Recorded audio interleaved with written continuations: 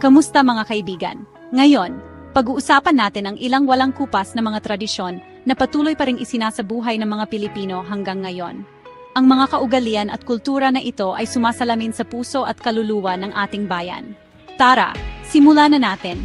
Una, ang bayanihan. Noon, kilala ang bayanihan sa paglipat ng bahay kubo ng sabay-sabay.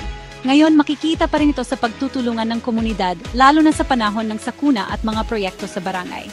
Kahit sa online fundraising, buhay na buhay pa rin ang bayanihan. Sunod, ang pagpapahalaga sa pamilya. Noon, magkakasama ang extended family sa isang bubong o magkakalapit na bahay. Ngayon, napakalaga pa rin ng pamilya sa atin. Laging may family gatherings, lalo na tuwing Pasko at buwan ng wika. Pangatlo, ang Filipino hospitality. Noon pa man, kilala na tayo sa mainit na pagtanggap ng bisita, na parang bahagi na sila ng pamilya. Ngayon, hindi pa rin nagbabago. Handa tayong maghanda ng masasarap na pagkain para sa ating mga bisita.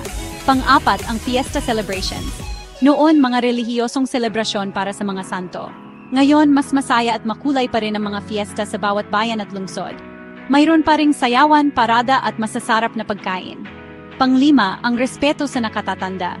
Noon, tinuturuan tayong gumamit ng po at opo at gawin ang mano gesture.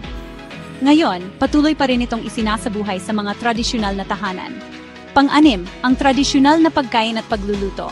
Noon, adobo, sinigang, lechon, at pansit ang mga paborito. Ngayon, masarap pa rin itong inihahain sa mga handaan at pati na rin sa mga Filipino restaurants abroad. Pang-pito, ang mga Christmas traditions.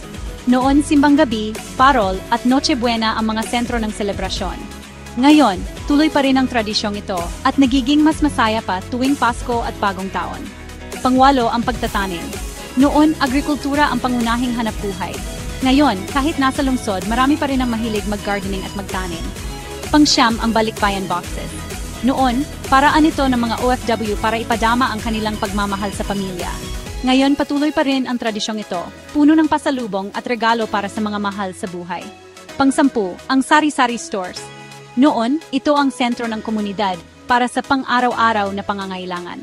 Ngayon, buhay na buhay pa rin ang mga sari-sari store na nagiging lugar ng kwentuhan at pagkakaibigan. At panghuli, ang mga tradisyonal na musika. Noon, kundiman at iba pang tradisyonal na awitin ang sentro ng mga pagtitipon. Ngayon, bagaman may modernong musika, patuloy pa rin ang pagpapahalaga sa kundiman at iba pang tradisyonal na musika sa mga kultural na okasyon. Ayan mga kaibigan, patunay na ang ating mga tradisyon at kultura ay buhay na buhay pa rin hanggang ngayon. Hanggang sa susunod,